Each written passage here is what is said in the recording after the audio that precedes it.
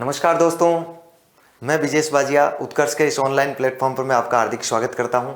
देखिए, आज आपके सीटेट का पेपर हुआ है और आपको बड़ी बेसब्री से इस बात का इंतजार था कि सीटेट में आप जो पेपर करके आए हैं उसके आंसर की क्या होगी। आप उसका मिलान करना चाह रहे होंगे और देखना चाह रहे होंगे कि हमने अब तक जो मेहनत की, क्या वो मेहनत हमारी सफल रही है या फिर कहाँ तक सफल नहीं हुई है तो कहाँ तक सफल नहीं हो पाई है। आप इस बात को जरूर जानना चाहेंगे कि इसके आंसर की क्या होगी। तो मैं इस सीटेट के सीडीपी जो पोर्शन है आपका, जिसे बाल विकास और आप शिक्षा शास्त्र जिसे बोल रहे हैं, एजुकेशन साइकोलॉजी से बोल रहे हैं, साथ में पेडागोजी भी दे रखी है। इस चाइल्ड डेवलपमेंट एंड पेडागोजी के सेक्शन में जो आपके 30 क्वेश्चन आते हैं, उन 30 क्वेश्चन की आंसर की लेकर आपके बीच में उपस्थित हूं। देखिएगा, क्योंकि सीटेट का क्वेश्चन पेपर इस प्रकार का है और आज नहीं बना है, हमेशा से ही सीटेट का जो पेपर बनता है वो हमेशा से निश्चित रूप से इस प्रकार का बनता है कि उसमें आपको कॉन्सेप्चुअल टाइप के क्वेश्चन मिलेंगे। इसमें आपको फैक्ट आधारित क्वेश्चन नहीं मिलेंगे। इसने बिल्कुल फैक्ट को अवॉइड कर दिया है, फैक्ट से कोई संबंध ही नहीं है। अब आपको मनोविज्ञान सीडीपी जो आप पढ़ रहे हैं वो सीडीपी बिल्कुल कॉन्सेप्चुअल रूप से पढ़नी होगी, एक एक चीज को समझनी होगी, एक एक शब्द को समझना होगा, एक एक अर्थ को समझना होगा। और उम्मीद करता हूं कि आपका पेपर बहुत अच्छा गया होगा और आप सीटेट क्लियर कर जाएंगे और आगे टीजीटी पीजीटी के लिए जो भी आप एग्जाम देंगे उसके लिए आप क्वालिफाई कर जाएंगे। तो सीटेट आप जरूर क्वालिफाई करेंगे। देखिए, मैं प्रयास करता हूं कि इस पेपर को हम हल करें। जो आपके आज सुबह वाली पारी में जो पेपर हुआ है लेवल 1 का, उस लेवल 1 वाले पेपर को हम हल करें। तो देखिए, सीडीपी आपका सीटेट के लिए जो बाल विकास और शिक्षा शास्त्र का क्वेश्चन पेपर है, इस क्वेश्चन पेपर को हम बढ़ाते हैं। इसमें आपका पहला क्वेश्चन, जिस प्रकार का पेपर मैं आपको सोल्व कर रहा हूं वो मॉडल पेपर के अनुसार आप मिला लीजिएगा। ये कह रहा है वाइगोत्स्की के अनुसार, लेव वाइगोत्स्की की चर्चा कर रहा है। वाइगोत्स्की के अनुसार संज्ञानात्मक विकास, कॉग्निटिव डेवलपमेंट की बात कर रहा है, सुगम बनाने में शिक्षक की क्या भूमिका होगी। लेव वाइगोत्स्की के अनुसार क्या भूमिका होगी, किसकी भूमिका होगी? शिक्षक की। पहले तो अपने को क्वेश्चन को बहुत ठीक ढंग से पढ़ना होता है, क्योंकि एग्जाम में एग्जाम फोबिया भी होता है, थोड़ी घबराहट भी होती है, इसलिए वहां पर आपको क्वेश्चन बहुत ठीक ढंग से पढ़ना होता है। छात्र को जानकारी और ज्ञान प्रदान करना, शिक्षक की क्या भूमिका होती है? छात्र को जानकारी और ज्ञान प्राप्त करना। क्योंकि एक बात ध्यान रखिएगा, इन सीडीपी के क्वेश्चनों में ऐसा होता है कि चारों ऑप्शन सही होते हैं, लेकिन उनमें से कौन सा सर्वश्रेष्ठ होगा वो आपको छांटना होगा, या फिर चारों ऑप्शन गलत होंगे लेकिन उनमें से कौन सा कम गलत होगा वो सवाल आपको छांटना होगा। तो देखिए, छात्रों को जानकारी और ज्ञान प्रदान करना ये शिक्षक का काम होता है, लेकिन किस संबंध में है? संज्ञानात्मक विकास में।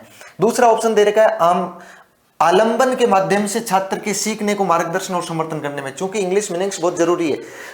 आलंबन का मतलब यहाँ इसके फोल्डिंग को कहा गया है, क्योंकि इसके फोल्डिंग की चर्चा करता है वाइगोत्स्की।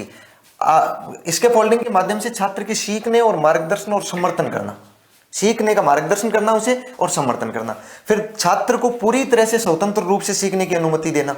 फिर केवल उन्हीं कार्यों को देना जो विद्यार्थी वर्तमान में स्वतंत्र रूप से कर सकता है। देखिए, इसका मतलब तो है सर्वांगीण होलिस्टिक डेवलपमेंट होगा, नहीं होगा, बालक विस्तृत सोच का नहीं हो पाएगा। इसका मतलब ये ऑप्शन तो गलत है। फिर छात्र को पूरी तरह से स्वतंत्र रूप से सीखने की अनुमति दे देना, इसका मतलब है कि पूर्ण रूप से स्वतंत्र रूप से छात्र नहीं सीख सकता है, उसको जरूर सहायता की आवश्यकता पड़ती है। लेव वाइगोत्स्की कहता है कि बालक को स्कैफोल्डिंग, उसका एक वो जो उससे ज्यादा जानता है, जो मोर नॉलेजेबल अदर होता है, जो अन्य से अधिक जानता है, उससे ज्यादा जानता है, वो व्यक्ति जरूर उसे मार्गदर्शन करता है, वो व्यक्ति जरूर उसे सपोर्ट करता है, समर्थन करता है। तो ध्यान रखिए, छात्र को पूरी तरह से स्वतंत्र की अनुमति नहीं देनी है, शिक्षक भी साथ में क्या करेगा? इसको सपोर्ट करेगा। और छात्र को जानकारी और ज्ञान प्रदान करना, इसका मतलब ये निश्चित सी बात हो गई कि ये शिक्षक केंद्रित व्यवहार की बात आ गई। अपने यहाँ चाइल्ड सेंटर्ड की बात कर रहे हैं, तो ये इसमें सही आंसर हो जाएगा आपका नंबर 2। आलंबन के माध्यम से छात्र के सीखने और मार्गदर्शन में समर्थन करना। तो इसके फोल्डिंग के द्वारा आपको सपोर्ट किया जाता है और आपको गाइडेंस किया जाता है। तो पहला क्वेश्चन आपका क्या सही हो जाएगा? नंबर 2। फिर देखिए अगला क्वेश्चन, किशोरावस्था के बारे में निम्नलिखित में से कौन सा कथन, किशोरावस्था की बात कर रहा है, एडोलसेंस की बात कर रहा है, और कौन सा कथन सही नहीं है? कौन सा कथन सही नहीं है? क्वेश्चन को बहुत सही ढंग से पढ़ना है। अब आपने कौन सा सही नहीं है पूछा आपको। किशोरावस्था एक सामाजिक रचना है। क्या किशोरावस्था, adolescence is a social construction? क्या किशोरावस्था सामाजिक रचना है? फिर दूसरा, किशोरावस्था को आमतौर पर यौवन को शुरू करने के लिए माना जाता है। यह एक ऐसी प्रक्रिया है जो यौवन परिपक्वता और पुनरुत्पादन की क्षमता की ओर ले जाती है। बिल्कुल, यह अपना बिल्कुल सही हो गया। एक तो यह सही है।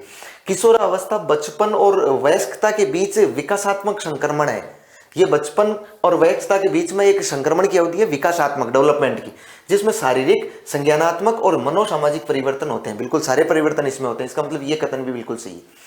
फिर चूंकि दो कथन तो सही है, इन दो में आपको थोड़ा सा कंफ्यूजन हो सकता है।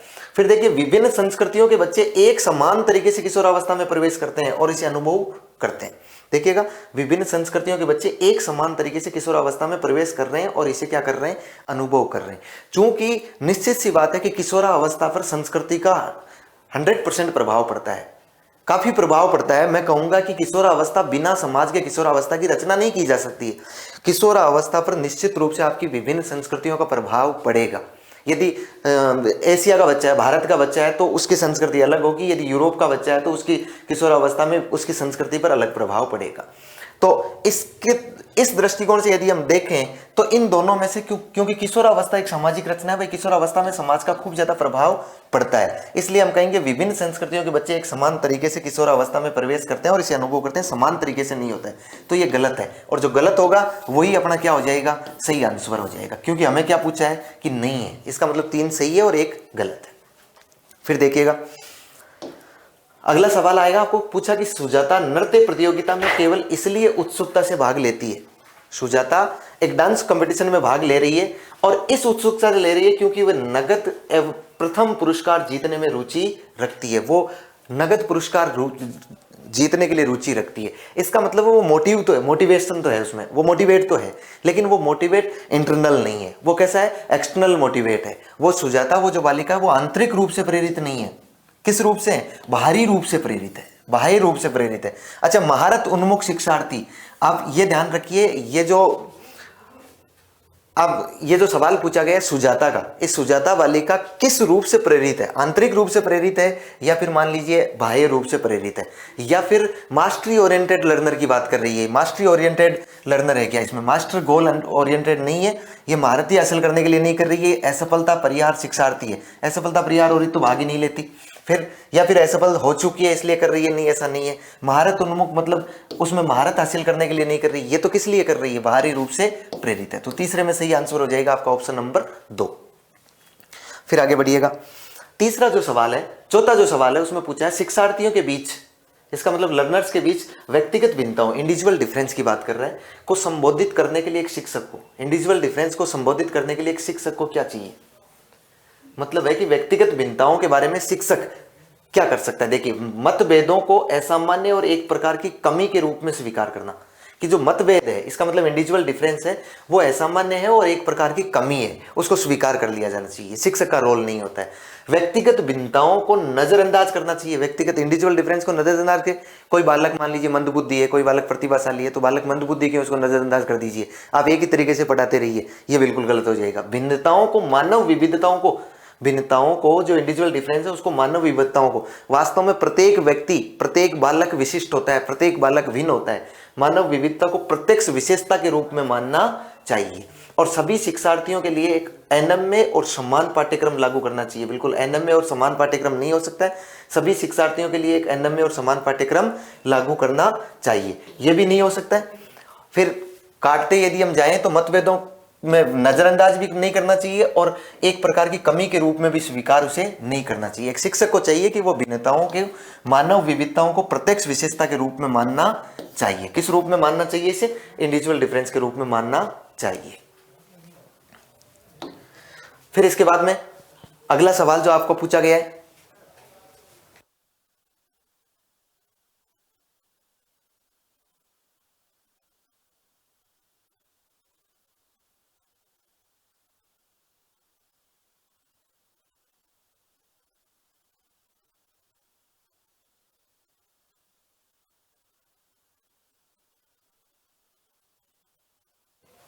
देखिए जीन पियाजे का मानना था कि, अच्छा जीन पियाजे की बात करता है, जीन पियाजे के अनुसार ज्ञान क्या है, ये हर बार सवाल पूछा जाता है। जीन पियाजे, लॉरेंस कोलबर्ग, इनके बारे में बहुत सारे सवाल पूछे जाते हैं। अब की बार कोलबर्ग से भी 2 पूछे, जीन पियाजे से भी पूछे।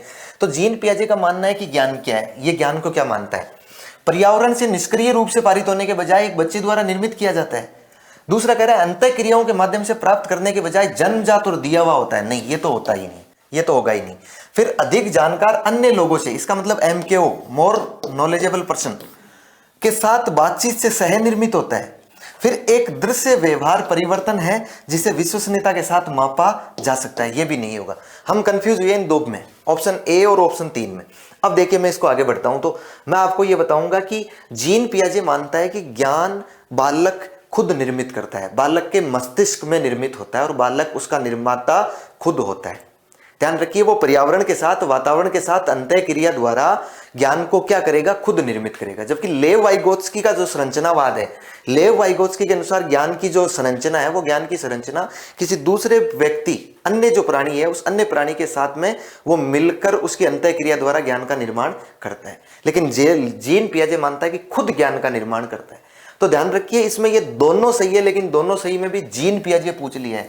तो जीन पियाजे में मैं ये कहूंगा कि ये जो अधिक जानकार अन्य लोगों के साथ बातचीत से सह निर्मित होता है, ये अब लेव वाइगोत्स्की को इसमें ज्यादा प्राथमिकता देंगे। जबकि जीन पियाजे कह रहा है कि पर्यावरण से निष्क्रिय रूप से पारित, इसका मतलब है कि पर्यावरण ही बालक के मस्तिष्क में ज्ञान नहीं डालता है, केवल पर्यावरण से ज्ञान नहीं आता है। ऐसा नहीं कि पर्यावरण ने उसको पारित कर दिया है, या फिर मैं सीधा सीधा कहूं तो construct by the child rather the being past passively. यहां निष्क्रिय का मतलब शब्द डिएक्टिव से नहीं लिया है, यहां निष्क्रिय को आप इंग्लिश वर्जन देखेंगे तो उसमें कहा गया है कि पैसिवली।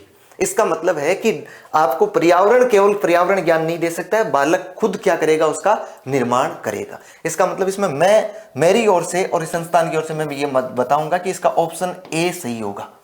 मैं इसको प्राथमिकता किसको दे रहा हूं, ऑप्शन ए को दे रहा हूं। हालांकि अधिक जानकार अन्य लोगों के साथ बातचीत करने से सह निर्मित होता है, यह भी एक प्रकार से का ज्ञान निर्माण है, लेकिन इसकी अवधारणा आपको लेव वाइगोत्स्की ज्यादा देते हैं। इसकी अवधारणा आपको कौन देते हैं, यदि जीन पियाजे को देखें तो जीन पियाजे के निकट पहुंचने का ऑप्शन ए है। ऑप्शन सी, ये ऑप्शन 3 जो होता है, ये ऑप्शन 3 इसको मैं दूसरी प्राथमिकता दूंगा। इसमें पहली प्राथमिकता मैं किसको दूंगा, पर्यावरण से निष्क्रिय रूप से पारित होने के बजाय बच्चे द्वारा निर्मित किया जाता है, यह ध्यान रखना है। 6 नंबर सवाल आपका दे रखा है, एक प्रगतिशील प्रोग्रेसिव क्लासरूम की बात कर रहा है। अच्छा, प्रोग्रेसिव जो क्लासरूम है इसकी अवधारणा वास्तव में जॉन डीवी के अनुसार मानी जाती है। और प्रोग्रेसिव क्लास का आकलन क्या होता है, प्रोग्रेसिव क्लासरूम का आकलन क्या होता है, तो देखिए गतिशील मतलब डायनेमिक होगा क्या, वस्तुनिष्ठ मतलब ऑब्जेक्टिव होगा क्या, योगात्मक मतलब सम्मेटिव होगा क्या, मानक संदर्भित होगा क्या, क्या नॉर्मेटिव होगा क्या। इसका मतलब निश्चित सी बात है कि ये केवल नॉर्मेटिव नहीं होगा, मानक संदर्भित तो नहीं होगा। किसी एक फिक्स मानक को प्राप्त करने के लिए प्रत्येक बच्चे को, जैसे प्रगतिशील क्लासरूम का मतलब होता है उसमें सभी प्रकार, जैसे कोई क्लासरूम चल रहा है तो उस क्लासरूम में जो बालक है उसमें बालक की इंडिविजुअल डिफरेंस को भी ध्यान रखा जाएगा। और ध्यान रखते हुए जैसे जैसे उसमें परिवर्तन आता जा रहा है डायनेमिक के रूप में, डायनेमिक गतिशीलता का मतलब होता है कि आप गति कर रहे हैं, प्रोग्रेस कर रहे हैं, लेकिन वो सकारात्मक क्षेत्र में बढ़ते जा रहे हैं आप। तो ध्यान रखिए योगात्मक आकलन भी नहीं होगा, सम्मेटिव भी नहीं होगा, दो नहीं होगा। इन दो में से यदि हम देखें तो डायनेमिक ज्यादा सही होना संभव हो पाता है। गतिशील, एक प्रगतिशील कक्षा की बात यदि जब भी करते हैं हम जॉन डीवी के अनुसार, तब उसमें डायनेमिक बताते हैं क्योंकि समय समय पर उसमें सकारात्मक परिवर्तन आते रहते हैं। तो आकलन, हालांकि आकलन की एक अच्छी विशेषता होती है वस्तुनिष्ठता, ऐसी बात नहीं है कि वस्तुनिष्ठता नहीं होती, ऑब्जेक्टिविटी बनी रहनी चाहिए, वस्तुनिष्ठता। लेकिन मैं पहला इसमें जो प्राथमिकता हम लेंगे वो किसको लेंगे कि गतिशील होता है। फिर देखिएगा अगला सवाल आपका, निम्नलिखित में से कौन सी प्रक्रिया वातावरण से प्राप्त जानकारी के अर्थ निर्माण और इसे स्मृति में आगे संग्रहित करने के लिए आवश्यक होता है।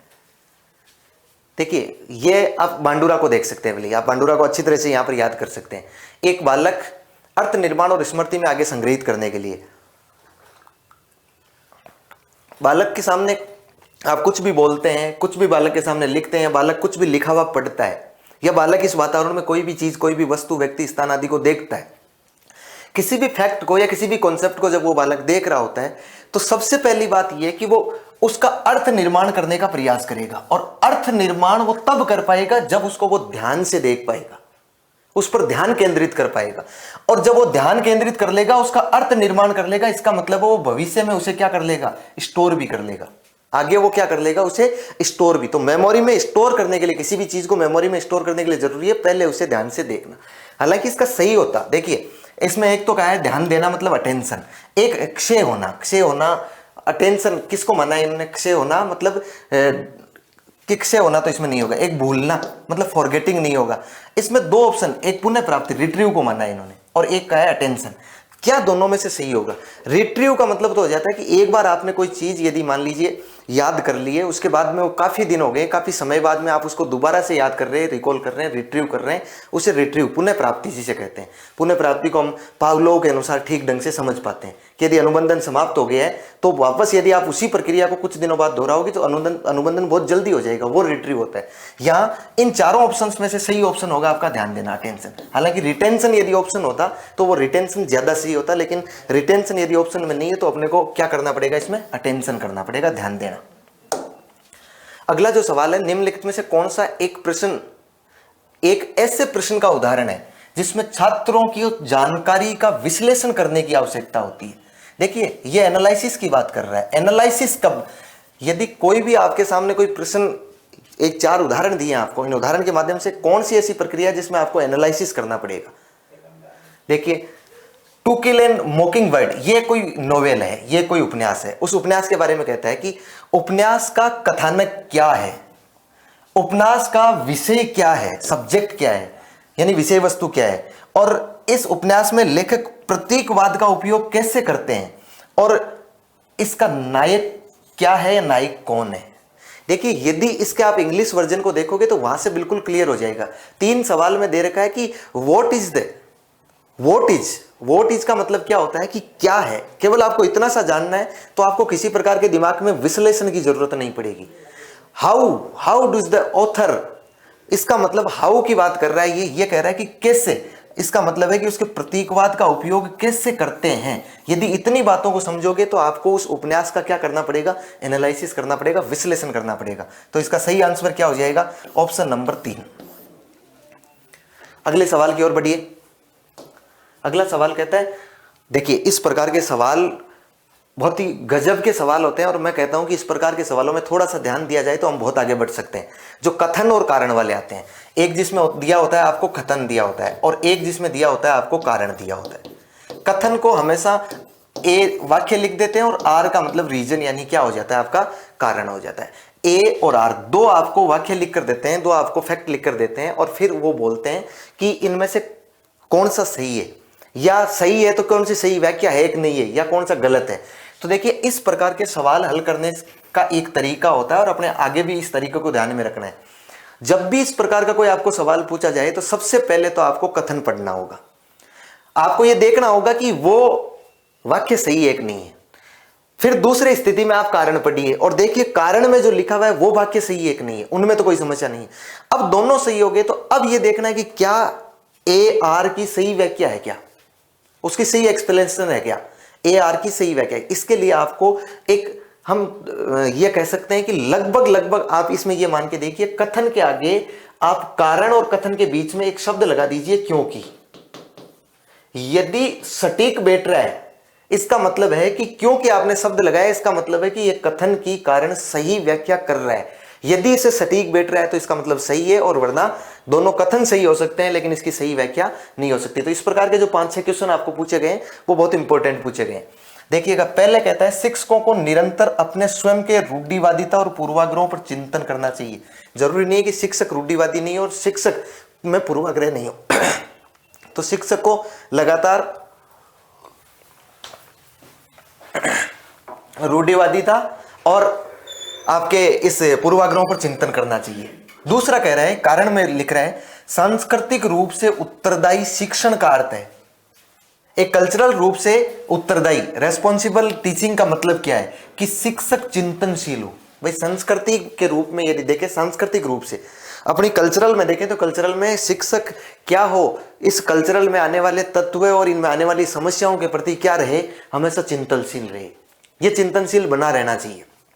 तो ये culturally responsive teaching means that teachers are reflective होना चाहिए, मतलब चिंतनशील होना चाहिए। इसका मतलब ये भी सही है और ये भी सही है, दोनों सही है। फिर अब अपने को ये मिलाना है, इसका मतलब है कि इसमें ये दोनों तो ऑप्शन नहीं होंगे। अब इनमें से दोनों ये लेकिन क्या सही व्याख्या करता है क्या।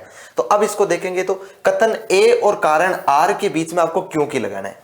देखिए, शिक्षक को निरंतर अपने स्वयं के रूढ़िवादिता और पूर्वाग्रहों पर चिंतन करना चाहिए, क्योंकि सांस्कृतिक रूप से उत्तरदायी शिक्षण का अर्थ है कि शिक्षक क्या हो, चिंतनशील हो। इसका मतलब ये इसकी सही व्याख्या कर रहा है। तो ए और आर दोनों सही है और ए आर की क्या है, सही व्याख्या है।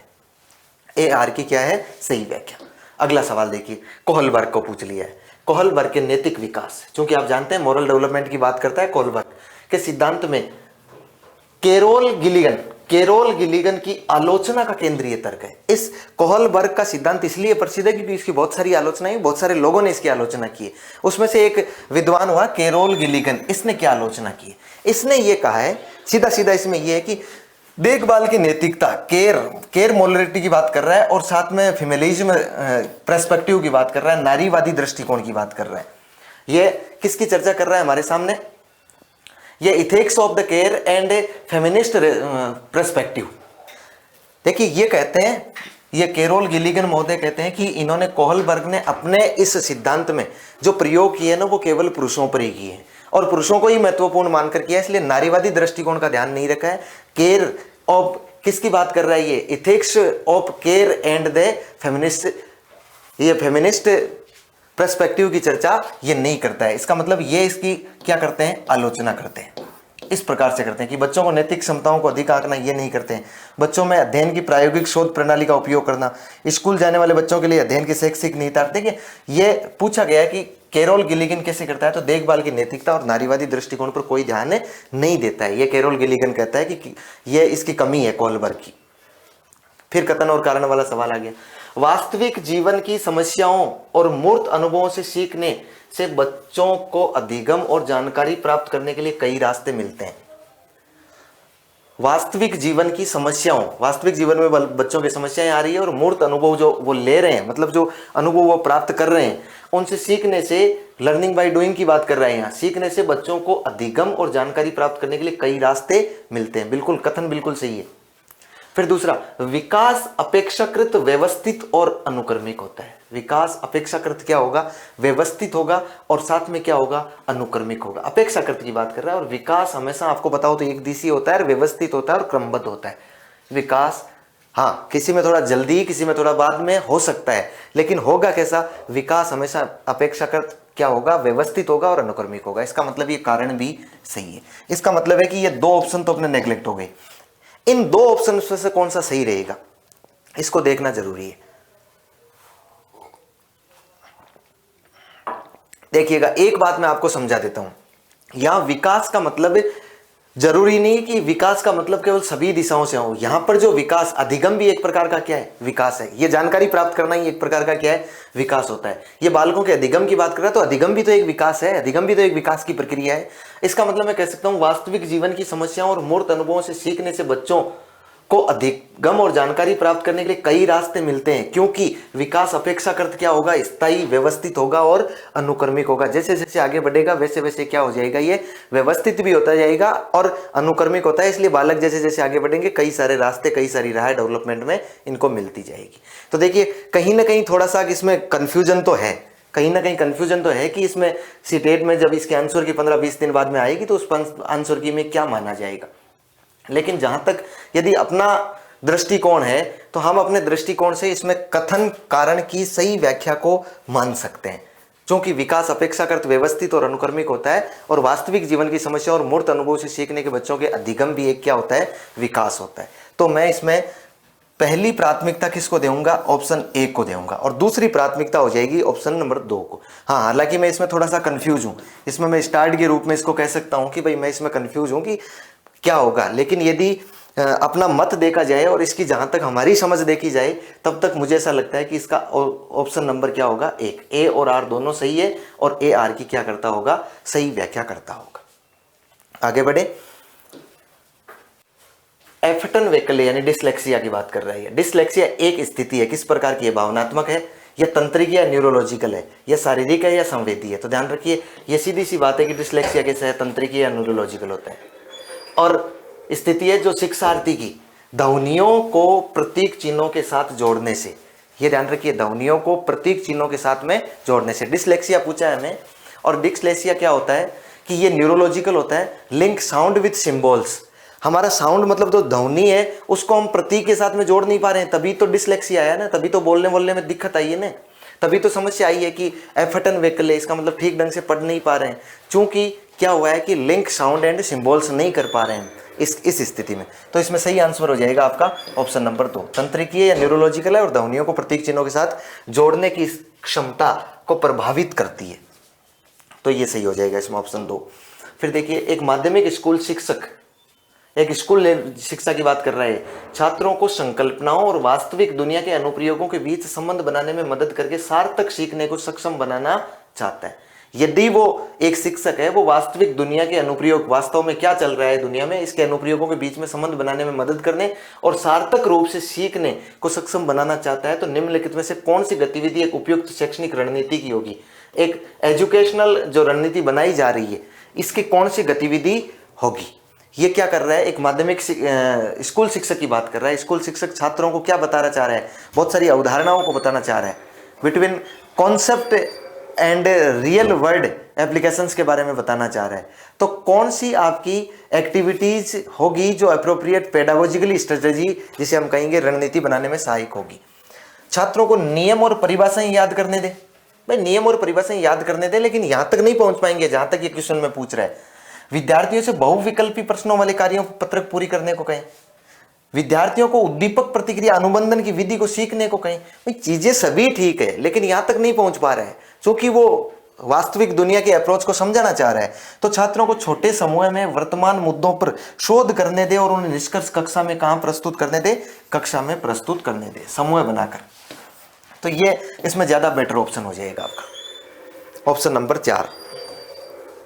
फिर देखिएगा, कोहलबर्ग के नैतिक विकास की किस अवस्था में बच्चों का तर्क कानून की नैतिकता के इर्द गिर्द घूमता है? चूंकि इसको समझना जरूरी है अपने को। भाई कोहलबर्ग नैतिक विकास में क्या मान रहा है? कोहलबर्ग की हम जब अवस्थाएं पढ़ते हैं तो वो कन्वेंशनल स्टेज मानता है, एक प्री कन्वेंशनल भी मानता है और एक पोस्ट कन्वेंशनल को मानता है। 3 स्टेज मानता है, पूर्व पारंपरिक मानता है, पारंपरिक मानता है और पश्च पारंपरिक, 3 अवस्थाएं मानता है। फिर देखिएगा, विषम नैतिकता और स्वायत्त नैतिकता, हेट्रोनोमस और ऑटोनोमस। हेट्रोनोमस और ऑटोनोमस, चूंकि अवस्थाओं की बात ही जीन पियाजे कर रहे हैं, इसलिए ये 2 ऑप्शन तो क्या हो गए आपके? गलत हो गए। 2 ही ऑप्शन बचे आपके सामने, प्री कन्वेंशनल और कन्वेंशनल, पूर्व पारंपरिक नैतिकता और पारंपरिक। क्योंकि पूर्व पारंपरिक नैतिकता 4 से लेकर 10 वर्ष के आसपास में होती है, इसलिए वहां पर बालक के खुद के तर्क और कानून की नैतिकता, खुद के तर्क कानून की नैतिकता पर आधारित नहीं होते, कानून की नैतिकता पर आधारित इर्द गिर्द घूमता है। कौन सी में? पारंपरिक कन्वेंशनल स्टेज में घूमता है। तो ऑप्शन 2 सही हो जाएगा इसमें।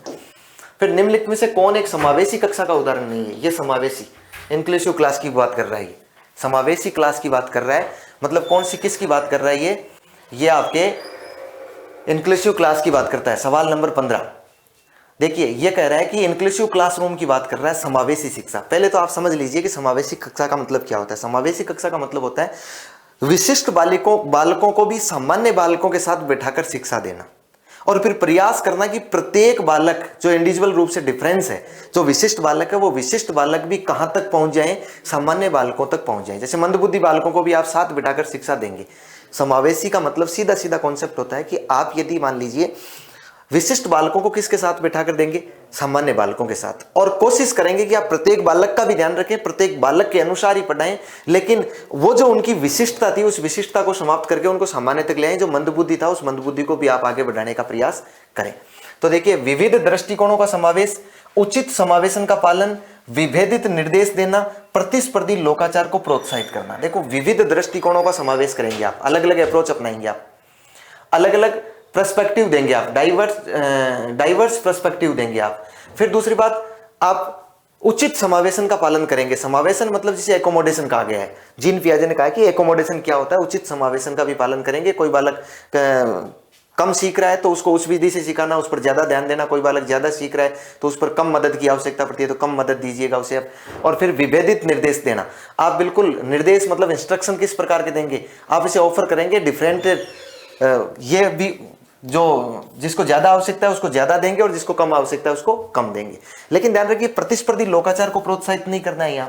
यहाँ पर ये प्रतिस्पर्धी लोकाचार का मतलब इसने दिया है कि कंपेटिटिव इथोज। कंपेटिटिव इथोज का मतलब होता है कि एक प्रकार से ये मारकाट वाली भयंकर रूप वाली प्रतिस्पर्धा, कि सबको फर्स्ट आना है क्लास में, ये प्रतिस्पर्धा हो जाए, इससे तुझे फर्स्ट आना है। इस प्रकार की भावना को विकसित नहीं करेगा वो। यदि इस प्रकार की भावनाओं को करेगा तो मंदबुद्धि बालकों को वो कभी भी बालक आगे नहीं पढ़ पाएगा, वो हमेशा ही पीछे रह जाएगा, क्योंकि इसमें प्रतिस्पर्धा में वो कभी प्रतिभाशाली बालक से नहीं जीत पाएगा। तो नहीं जीत पाएगा तो आपको ध्यान रखना है, प्रतिस्पर्धी लोकाचार को प्रोत्साहित नहीं करना है। और इसमें पूछा क्या है? समावेशी कक्षा का उदाहरण नहीं है। तो ये बाकी सभी उदाहरण है, ये 4 नंबर उदाहरण नहीं है। फिर अगला सवाल है, रचनात्मक मूल्यांकन के लिए कार्य की प्रगति को दर्शाने। रचनात्मक मूल्यांकन ये कौन सा मान रहा है, फॉर्मेटिव है कि समेटिव है? तो आप कहेंगे फॉर्मेटिव असेसमेंट की बात कर रहा है। फॉर्मेटिव असेसमेंट के लिए पोर्टफोलियो एक प्रभावी प्रणाली होती है। पोर्टफोलियो जो बालक की एक व्यक्तिगत फाइल होती है जिसे आप पोर्टफोलियो कहते हैं, और समेटिव असेसमेंट के साथ साथ पोर्टफोलियो तैयार होती रहती है। ये प्रणाली दर्शाती है क्योंकि वे मूल्यांकन की प्रक्रिया में छात्रों को शामिल करते हैं। क्या मूल्यांकन की प्रक्रिया में छात्रों को शामिल करते हैं? बिल्कुल करते हैं। वे व्यक्तिगत छात्रों की प्रगति के बारे में अंतर्दृष्टि प्रदान करते हैं। वे व्यक्तिगत रूप से छात्रों की अंतर्दृष्टि मतलब इनसाइट उनको प्रदान करते हैं कि वास्तव में उनको सूझ प्रदान करते हैं। फिर वे मुख्य रूप से अंतिम उत्पादन की प्रस्तुति पर ध्यान देते हैं। अंतिम उत्पादन का मतलब समेटिव मतलब परिणाम। वो मुख्य रूप से कभी भी समेटिव पर ध्यान नहीं देंगे, केवल फॉर्मेटिव पर ध्यान रखते हैं। ये मुख्य रूप से अंतिम उत्पादन का मतलब हुआ कि बालक अंतिम उत्पादन पर ही ध्यान देंगे, बीच वाले उत्पादन पर उनको सिखाने पर ध्यान नहीं देंगे। तो ये ऐसा नहीं होगा। वे छात्र अधिगम के ठोस सबूत पेश करते हैं। वे छात्र अधिगम बिल्कुल पोर्टफोलियो जो होगा उसमें बालक क्या सीखा है उसका नमूना वहां पर पेश किया जाता है। जैसे बालक ने कोई चित्र बनाना सीखा है तो उस चित्र को वहां लगाएंगे। बालक ने कोई समीकरण बनाया बहुत अच्छा, जैसे मान लीजिए बालक ने कोई किसी प्रकार कोई रचनात्मक कार्य किया है, बालक ने कोई एक बहुत अच्छा चित्र बना दिया हो, बालक ने एक बहुत अच्छा समीकरण बना दिया हो, बालक ने एक बहुत अच्छा मॉडल बनाया हो छोटा मोटा, उसको आप लोग क्या करते हैं उस पोर्टफोलियो के साथ में अटैच करते हैं। इसका मतलब है कि ये ठोस सबूत देते हैं। इसका मतलब इसमें ऑप्शन नंबर 3 नहीं होगा। तो जहां कहीं भी इसमें सी मिल रहा है तो सी इसमें मिल रहा है, इसका मतलब पहला गलत हो गया। फिर सी इसमें मिल रहा है, इसका मतलब ये क्या हो गया, गलत हो गया। फिर ए और डी मिल रहा है, क्योंकि बी नहीं मिल रहा है इसलिए ये अपने आप गलत हो गया। तो कौन सा सही हो गया, ए बी और डी। देखिए वे मूल्यांकन प्रक्रिया में छात्रों को शामिल करते हैं, वे व्यक्तिगत छात्रों की प्रगति के बारे में अंतर्दृष्टि देते हैं और वे छात्र के अधिगम के ठोस सबूत भी पेश करते हैं। तो ऑप्शन नंबर 4 इसमें क्या हो गया, सही हो गया। फिर आगे बढ़िएगा, निम्न में से कौन सा एक महारत लक्ष्य अभिविन्यास का वर्णन करता है? ये देखिए हिंदी इतना आसान नहीं होती है, इसलिए साइकोलॉजी के जो भी टर्म्स होते हैं उनको हम इंग्लिश में पढ़ते हैं। महारत लक्ष्य अभिविन्यास का मतलब होता है मास्टरी गोल ओरिएंटेशन। मास्टरी गोल ओरिएंटेशन इसका मतलब है कि अपने लक्ष्य को प्राप्त करने के लिए लक्ष्य निर्देशित तो है ही, लेकिन उसमें महारत ही हासिल करना चाहता है। वो उसमें क्या मास्टरी हासिल करना चाहता है। इस प्रकार में क्या किया जाता है, दूसरों के साथ प्रतिस्पर्धा करने के लिए एक निश्चित स्तर के प्रदर्शन को प्राप्त करने पर ध्यान देना कि भाई इसके साथ में अपनी प्रतिस्पर्धा है तो हम इससे आगे आ जाए, इतना ही ध्यान देना। इसलिए नहीं, किसी कार्य के लिए अपनी कौशल और समझ को सुधारने पर ध्यान देना। बाहरी पुरस्कार प्राप्त करने के लिए उच्च ग्रेड प्राप्त करने पर ध्यान देना, ऐसा नहीं होता है। मास्टरी प्राप्त करना चाहता है वो, अपमान के डर से, असफलता या सजा से बचने के लिए ध्यान देता है, नहीं देता है। और दूसरों के साथ प्रतिस्पर्धा करने के लिए एक निश्चित स्तर को नहीं है। वो उसमें क्या चाहेगा कि वो किसी भी कार्य को करेगा तो उसमें अपने कौशल और समझ को सुधारने पर ध्यान देगा, क्योंकि वो उसमें क्या प्राप्त करना चाह रहा है, मास्टरी प्राप्त करना चाह रहा है। तो इसमें ऑप्शन नंबर क्या हो जाएगा आपका, 2 सही हो जाएगा। फिर निम्नलिखित में से कौन सी प्रगतिशील शिक्षा, ये फिर आगे इंक्लूसिव क्लासरूम की बात कर रहा है, शिक्षक की भूमिका का सबसे अच्छा वर्णन करता है। शिक्षक की भूमिका क्या होती है एक प्रगतिशील कक्षा में? जॉन डीवी क्या बताता है, शिक्षक कक्षा में ज्ञान और प्राधिकार का प्राथमिक स्रोत है। क्या है, क्या शिक्षक ज्ञान कक्षा में ज्ञान और प्राधिकार का पहला स्रोत है? क्या प्राथमिक स्रोत, एकमात्र स्रोत क्या शिक्षक ही है क्या? इंक्लूसिव क्लासरूम जो होता है, इस क्लासरूम में प्रगतिशील क्लासरूम होता है, उसमें बालक खुद सीखता है, बालक खुद कार्य करता है। केवल प्राथमिक स्रोत किसको नहीं माना जाता है, टीचर को नहीं माना जाता है। तो ध्यान रखिए, प्राइमरी सोर्स और नॉलेज एंड अथॉरिटी के लिए क्लासरूम में टीचर ही हो ऐसा नहीं है। शिक्षक बच्चों को प्रयोग करने के लिए विविध सामग्री प्रदान करता है और आवश्यकता पड़ने पर आलंबन प्रदान करता है। आलंबन का मतलब होता है स्कैफोल्डिंग, मतलब हल्का सा सहयोग, हल्की सी मदद। यदि बालक कहाँ, क्योंकि बाल केंद्रित शिक्षा की बात आ रही है, तो बालक जहां कहीं भी उसको आवश्यकता होगी उस जगह वो क्या करेगा, उस पर बाल केंद्रित शिक्षा में उसको सहायता करेगा। फिर शिक्षक पाठ्यचर्या मानकों का कड़ाई से पालन सुनिश्चित करने के लिए जिम्मेदार होता है। फिर शिक्षक बच्चों को स्वतंत्र रूप से सीखने देता है और उनके सीखने में कोई हस्तक्षेप नहीं करता है। नहीं, बिल्कुल करता है, सीखने में हस्तक्षेप देता है। यदि वो गलत सीख रहे हैं तो उनको स्कैफोल्डिंग का काम करेगा। तो इसका मतलब है कि इसमें सही आंसर यदि माना जाए तो ज्यादा सही कौन सा होगा, ये। शिक्षक बच्चों को प्रयोग करने के लिए विविध सामग्री प्रदान करता है और आवश्यकता पड़ने पर उन्हें क्या करता है, उन्हें परामर्श प्रदान करता है, उन्हें, क्योंकि एक फैसिलिटेटर के रूप में काम कर रहा है, एक सुविधा प्रदाता या सुगमकर्ता के रूप में काम कर रहा है। फिर पाठ्य पुस्तकों और मीडिया के विभिन्न जेंडर का प्रतिनिधित्व कितना और किस तरीके से किया जाता है? भाई पाठ्य पुस्तकों और मीडिया में विभिन्न जेंडर आप समझ ही पा रहे हैं, मेल फीमेल की बात कर रहे हैं। विभिन्न जेंडर का प्रतिनिधित्व किस क्षेत्र में कितना है और कौन से तरीके से उसका उपयोग किया जा रहा है, ऐसे सवाल जब दर्शाते हैं तो जैसे महत्वपूर्ण प्रश्न किसको प्रोत्साहन मिलेगा, जेंडर रूढ़ियों पर सवाल उठते हैं। से जो जेंडर के प्रति रूढ़ियां हैं उन पर क्या उठते हैं, सवाल उठते हैं। भाई जेंडर रूढ़ियां हैं, जैसे मान लीजिए एक किसी भी क्षेत्र में ले तो राजनीति के क्षेत्र में ले तो कि महिलाओं की यहाँ ज्यादा भूमिका नहीं है या फिर महिलाएं ज्यादा राजनीति में कार्य नहीं कर सकती है। इस तरह की बातें इसलिए उठाई जाती है क्योंकि ये जेंडर रूढ़ियों पर एक प्रश्न चिन्ह खड़ा करता है। जेंडर स्थिरता को मजबूती प्रदान करनी ही नहीं चाहिए, जेंडर स्थिरता को मजबूती प्रदान नहीं करनी है अपने को, ये विशेष ध्यान रखना होता है। तो ये स्ट्रेंथनिंग जेंडर कंसिस्टेंसी को आपको ये प्रोत्साहन नहीं करना है, इंक्रीज नहीं करना होता है। फिर ये जेंडर पहचान को मजबूत करना, जेंडर केवल पहचान से नहीं होगा, जेंडर भूमिका की नम्रता को हतोत्साहित करना। तो ध्यान रखिए जेंडर भूमिका की नम्रता को क्या कर रहा है, हतोत्साहित कर रहा है। देखो डिस्करेजिंग जेंडर रोल फ्लेक्सिबिलिटी नहीं, क्या सही हो जाएगा इसमें, जेंडर रूढ़ियों पर सवाल उठाना। जीन पियाजे के अनुसार चिन्हों के चिन्ह का प्रयोग, चिन्हों के चिन्ह, ध्यान रखिए ये थोड़ा सा कंफ्यूज कर रहा है, चिन्हों के लिए चिन्हों का प्रयोग, ये सवाल हल्का सा कंफ्यूज कर रहा है, लेकिन ये कह रहा है कि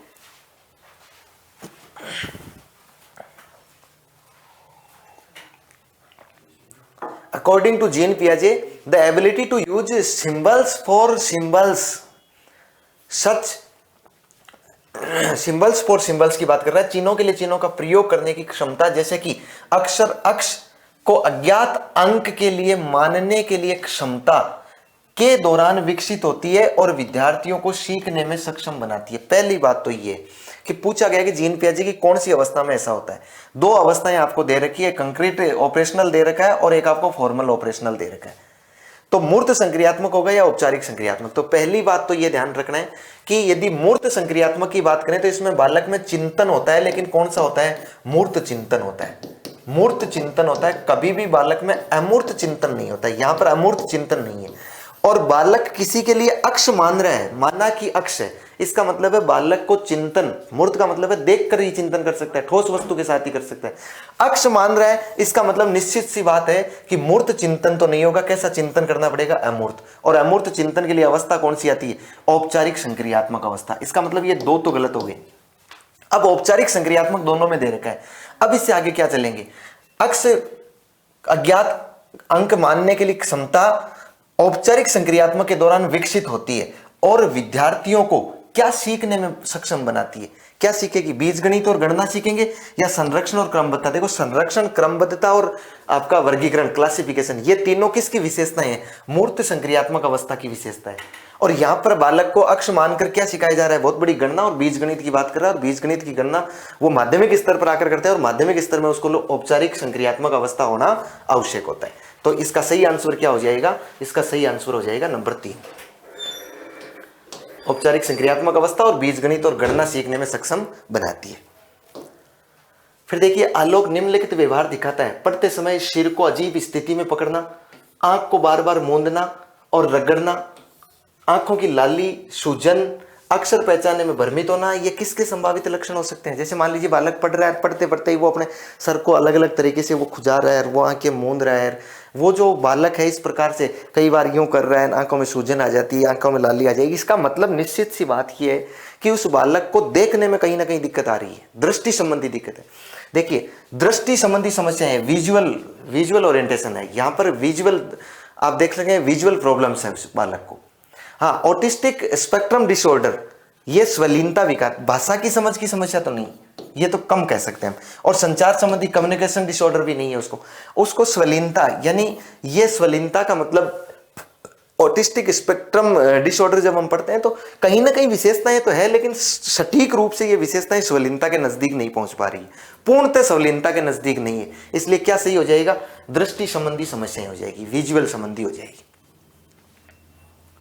फिर देखिएगा कथन और कारण वाला, एक समावेशी कक्षा में सीखने के लक्षणों, शैक्षणिक रणनीतियों के साथ साथ आकलन में अनुकूलन किया जाना चाहिए। यह कह रहा है कि एक इंक्लूसिव जो क्लासरूम होता है उसमें सीखने के लक्ष्यों, शैक्षणिक रणनीतियों के साथ साथ आकलन में अनुकूलन किया जाना चाहिए, बिल्कुल सही कथन है। फिर समावेशन का दर्शन शैक्षणिक दृष्टिकोण और मूल्यांकन के माध्यम से सभी व्यक्तिगत मतभेदों को समाप्त करने की वकालत करता है। देखिएगा यहाँ पर बड़ा कंफ्यूजन चल रहा है और मैं भी इस बात में थोड़ा सा कंफ्यूज इसलिए हूं चूंकि यह व्यक्तिगत मतभेदों की बात कर रहा है, व्यक्तिगत मतभेदों को समाप्त करने की बात कर रहा है। फिर भी समावेशी कक्षा का मतलब क्या होता है, समावेशी क्लास का मतलब क्या होता है? हम समावेशी क्लास की जब भी बात करते हैं तो इसका संबंध किससे हो जाएगा?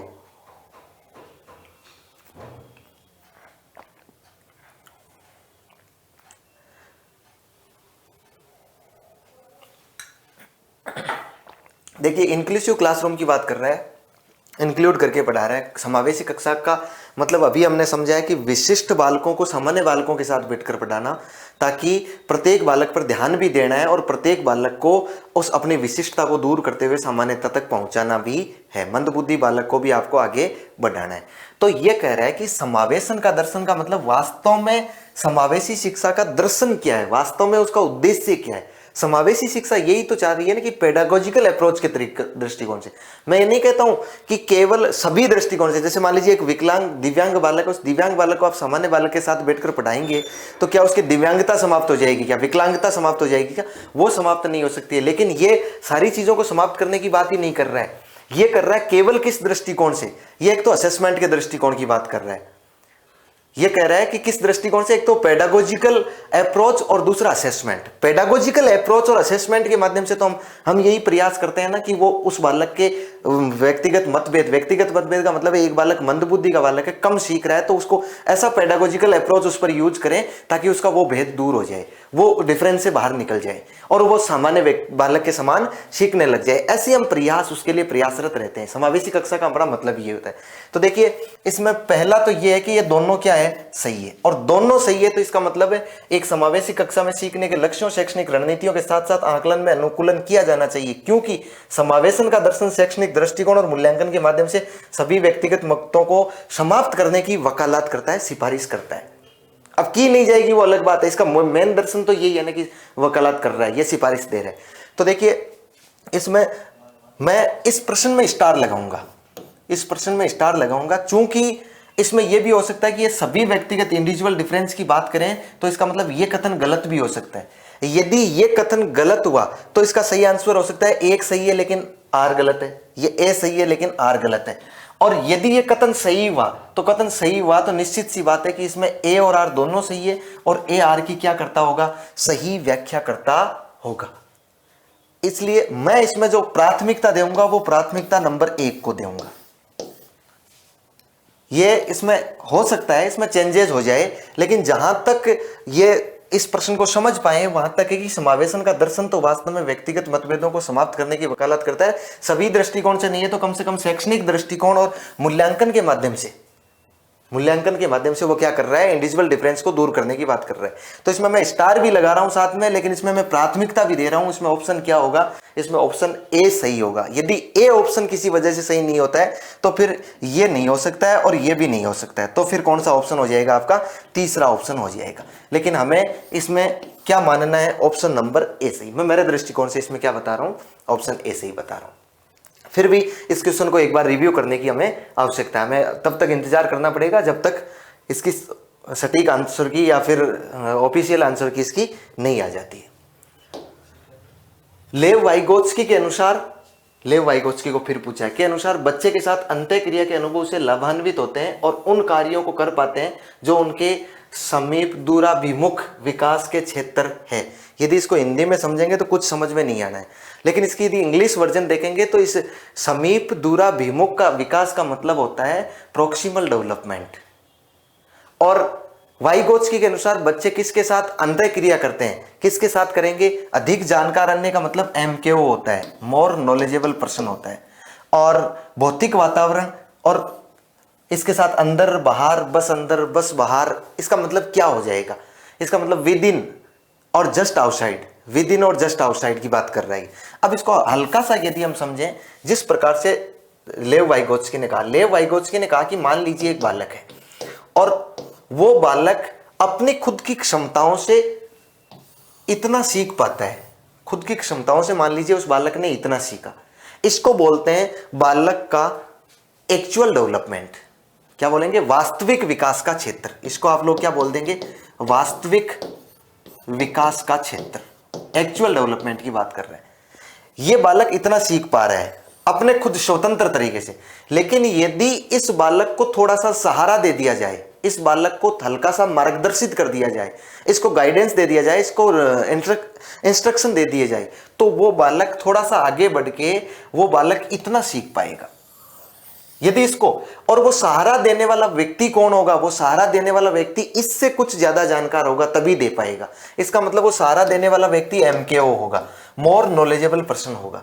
और जब ये वास्तविक विकास से आगे बढ़ेगा, मोर नॉलेजेबल व्यक्ति इसको कुछ कहेगा, उसको गाइडेंस देगा, तो ये आगे बढ़ के इस क्षेत्र तक भी पहुंच जाएगा। इस विकास को कहते हैं, ये तो हो जाएगा एक्चुअल डेवलपमेंट, और ये हो जाएगा इसका पोटेंशियल डेवलपमेंट, मतलब संभावित विकास का क्षेत्र। ये क्या होगा, संभावित विकास तक पहुंच जाएगा। किस तक पहुंच जाएगा, संभावित विकास तक पहुंच जाएगा ये बालक। ध्यान रखिएगा, बालक को वास्तविक विकास से संभावित विकास तक पहुंचाने के लिए काम कौन कर रहा था, MKO कर रहा था, मोर नॉलेजेबल प्राणी, ये अदर पर्सन कर रहा था। तो मोर नॉलेजेबल पर्सन, ये जो बालक इस मोर नॉलेजेबल व्यक्ति के, इससे जो ज्यादा ज्ञानी है, इस व्यक्ति के संपर्क में आकर जब अधिगम करता है, जब वो बालक सीखता है, इसके संपर्क में आकर जब वो बालक सीख रहा होता है, तो निश्चित सी बात होती है कि ये बालक, यहां वाला जो विकास जो मैंने अलग से दर्शित किया है, ये विकास बालक तभी कर पाएगा जब वो बालक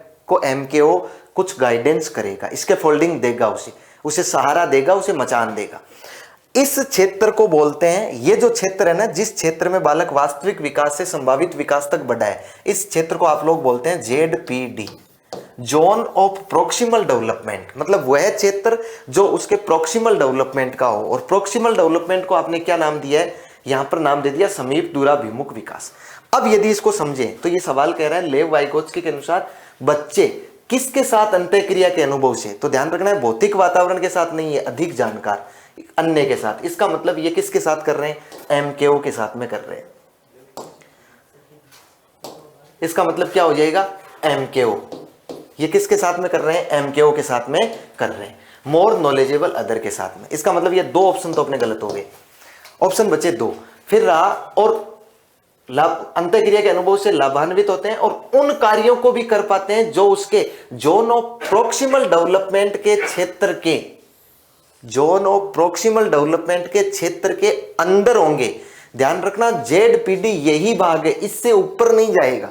यदि यहां पर जोन ऑफ ZPD या जोन ऑफ प्रोक्सिमल डेवलपमेंट की जगह अगला लिखता जोन ऑफ एक्चुअल डेवलपमेंट, वास्तविक विकास लिखता, तो उससे बाहर जा सकते थे, क्योंकि ये वास्तविक विकास से किसकी ओर बढ़ा है, संभावित विकास की ओर बढ़ा है। लेकिन यहां पर इसने जोन ऑफ प्रोक्सिमल डेवलपमेंट कर दिया, इसका मतलब इसके अंदर। तो ऑप्शन कौन सा सही हो जाएगा इसमें ऑप्शन सही हो जाएगा आपका ऑप्शन नंबर 1। क्या सही हो जाएगा, ऑप्शन 1। ऑप्शन नंबर इसमें 1 आपका बिल्कुल सही हो जाएगा। देखिए यदि आपको दिखाई नहीं दे रहा तो मैं अलग से लिख देता हूं, ये ऑप्शन नंबर 1।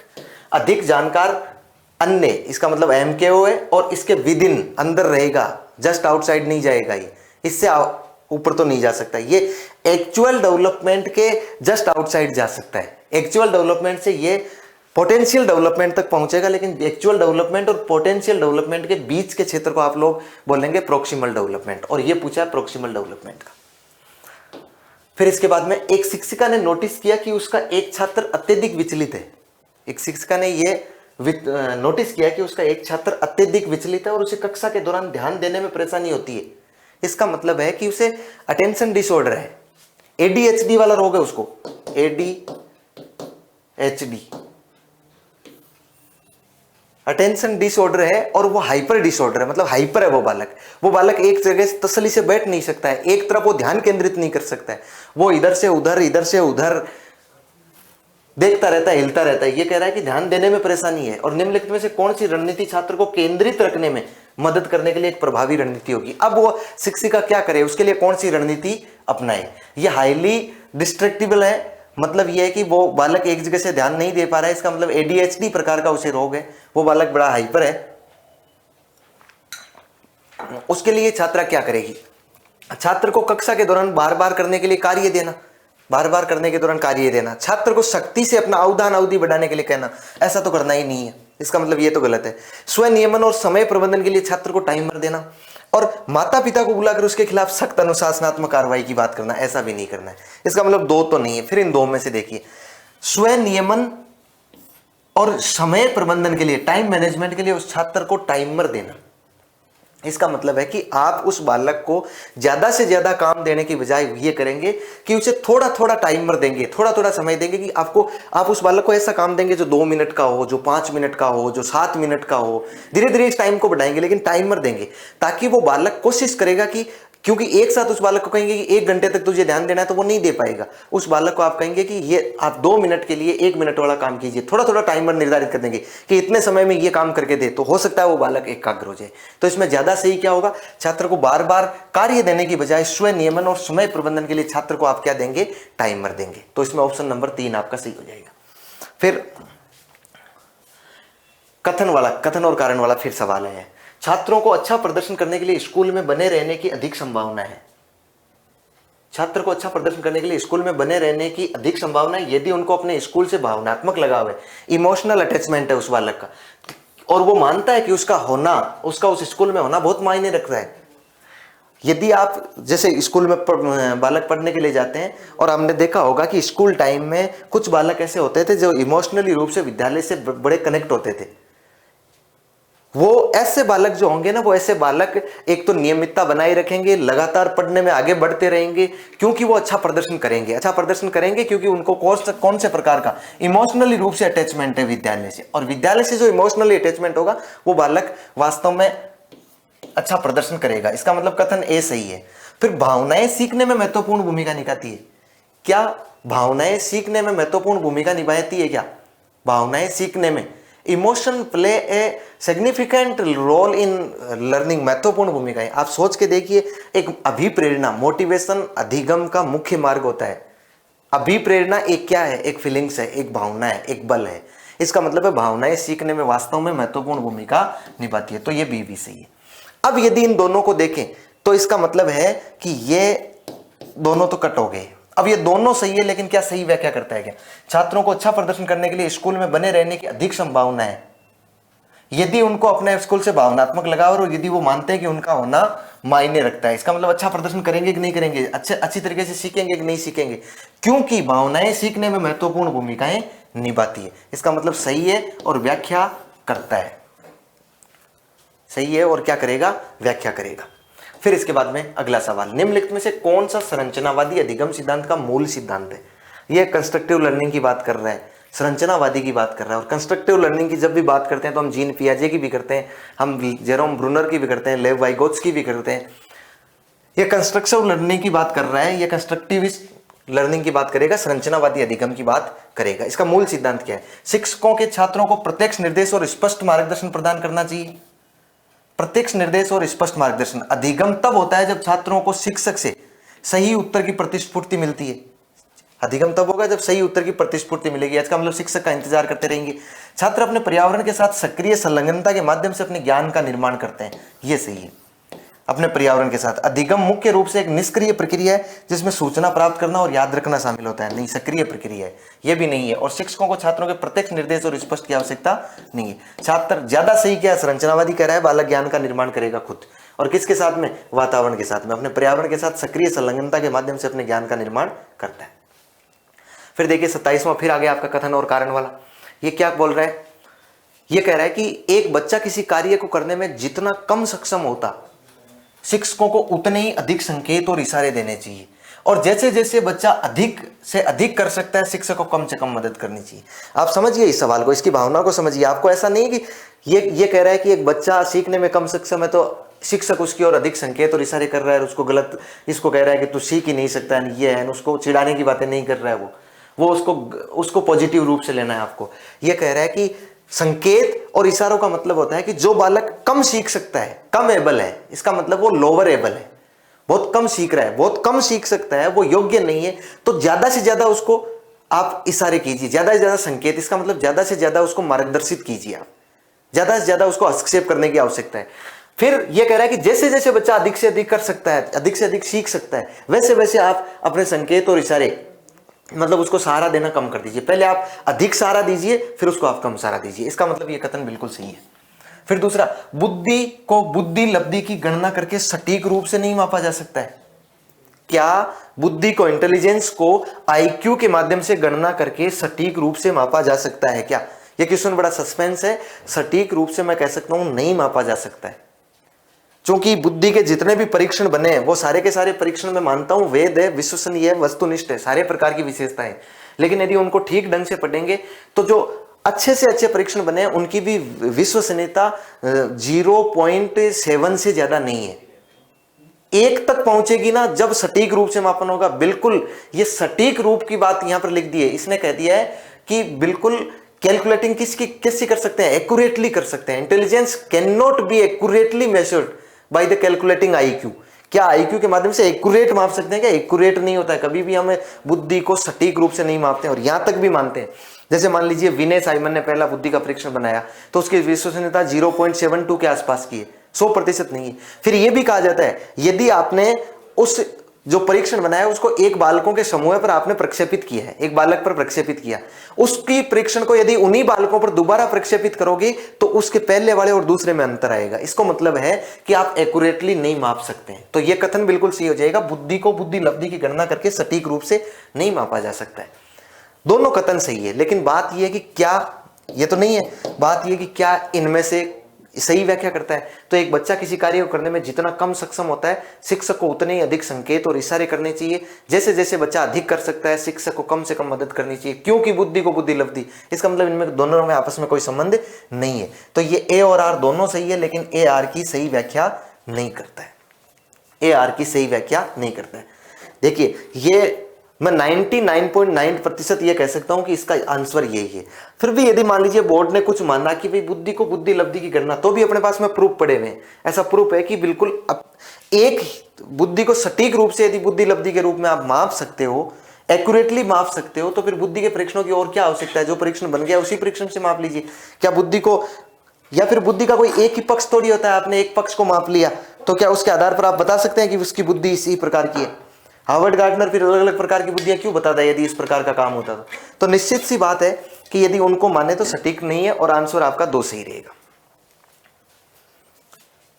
फिर इसके बाद में निम्नलिखित में से कौन सा समाजीकरण की प्रक्रिया में की विशेषताएं हैं? समाजीकरण की, ये सोशलाइजेशन की बात कर रहा है। क्या ये एक लाइनर प्रोसेस है? रेखीय प्रक्रिया, रेखीय प्रक्रिया कभी नहीं होती है, वो एक शाखीय प्रक्रिया होती है।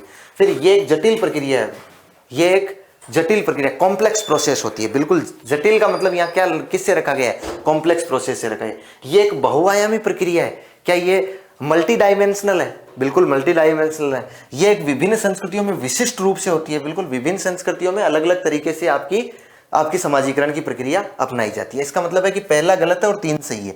तो कौन सा सही हो जाएगा? बी, सी और डी, ऑप्शन नंबर 3 आपका सही हो जाएगा। फिर इसके बाद में कथन ए, वह कोई उद्देश्यात्मक निश्चित क्षण नहीं होता है जब कोई बच्चा मध्य बाल्यावस्था या किशोरावस्था में प्रवेश करता है। इस कथन का मतलब यह है कि क्या वो कोई तारीख फिक्स होती है क्या कि आज बच्चा किशोरावस्था में आ गया या फिर आज बच्चा मध्य बाल्यावस्था में आ गया? क्या ऐसी कोई तारीख फिक्स कर सकते हैं? क्या एक दिन फिक्स कर सकते हैं, या फिर कह सकते हैं कि हमारे बच्चे जैसे ही 14 साल के होंगे वो मध्य बाल्यावस्था में चले जाएंगे?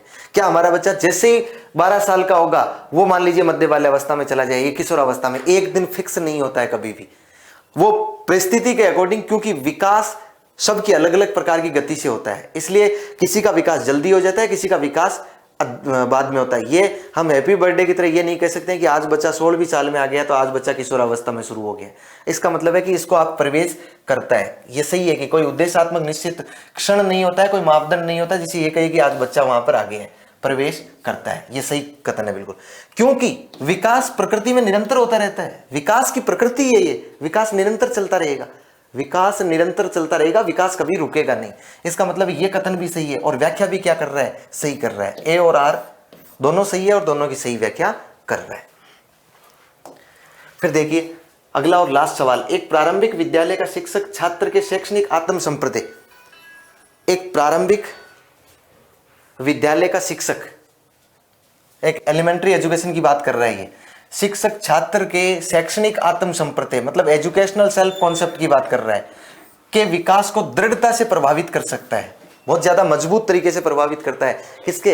1 से 8वीं तक के छोटे बच्चों की बात कर रहे हैं। सभी विद्यार्थियों से बहुत कम अपेक्षाएं रखना, सब कम अपेक्षा रखेगा, इसका मतलब तो दृढ़ता से प्रभावित नहीं होगा। छात्रों में स्वायत्तता और पहल को दंडित करना, दंडित करने से भी गलत भाव होगी।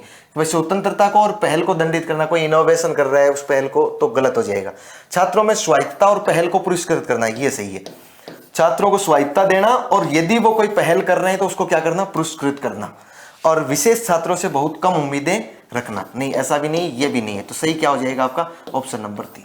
देखिए हमने इस सीटेट के आपके जो लेवल 2 का पेपर चूंकि पहले हुआ है, इस लेवल 2 के पेपर की हमने आंसर की, सीडीपी की आंसर की के बारे में चर्चा की है। जहां तक उम्मीद करते हैं कि 30 में से 30 सारे क्वेश्चन सही हो जाएंगे। फिर भी हमने 1-2 क्वेश्चन को स्टार लगा के इसलिए छोड़ दिया है कि उनमें थोड़ा बहुत कंफ्यूजन होता है। अब उसको जो कोई ऑप्शन है, उस ऑप्शन को हो सकता है कि जो एग्जामिनर होगा उस एग्जामिनर ने किस तरीके से ऑप्शंस को या फैक्ट को या कॉन्सेप्ट को किस तरीके से डिफाइन करेगा, क्या हम जैसे सोचते हैं वैसे वो सोच पाएगा या नहीं सोचेगा, या हम उनकी तरह सोच पाएंगे या नहीं सोच पाएंगे। इसलिए हमने 1-2 क्वेश्चन के बारे में हमने थोड़ा बहुत जरूर कंफ्यूज में रखा है, फिर भी हमने उसमें प्राथमिकताएं दी।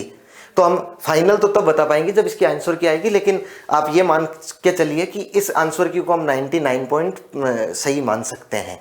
बिल्कुल ये सही हो सकती है, और जहां तक की संभावना है ये बिल्कुल आपके सटीक बैठने की संभावना है। 1-2 क्वेश्चन को यदि छोड़ दिया जाए तो बिल्कुल सटीक है। ये क्वेश्चन कॉन्सेप्ट बेस्ड पूछा गया था, ये पेपर कॉन्सेप्ट बेस्ड था। उम्मीद करता हूं आपको ये चीजें पसंद आई होगी, और हम मिलते हैं जल्दी। जो लेवल 1 का पेपर आपका दोपहर बाद होने वाला है, उस दोपहर बाद के पेपर की आंसर की, सीडीपी के आंसर की को लेकर। तब तक के लिए मुझे इजाजत दीजिए। नमस्कार, धन्यवाद।